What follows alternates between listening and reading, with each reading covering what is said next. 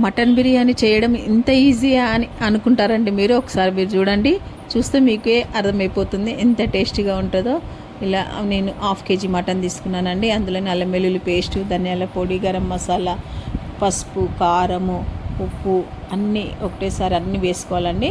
రుచికి సరిపడా వేసుకొని నిమ్మకాయ రసం వేసుకోవాలండి. అందులోనే బ్రౌన్ ఆనియన్ వేసుకోవాలి, కొత్తిమీర, పుదీనా, కొంచెం ఆనియన్ ఫ్రై చేసిన నూనె వేసుకోవాలండి. అందులో పెరుగు వేసుకోవాలండి. అంతే.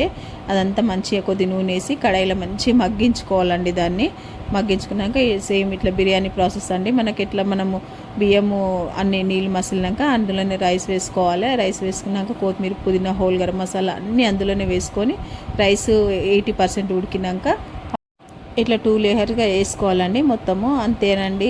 1/2 kgకి 1/2 kg రైస్ తీసుకోవాలండి. మనం ఒక 20 minutes దమ్ వేసుకున్నామనంటే టేస్టీ బిర్యానీ రెడీ.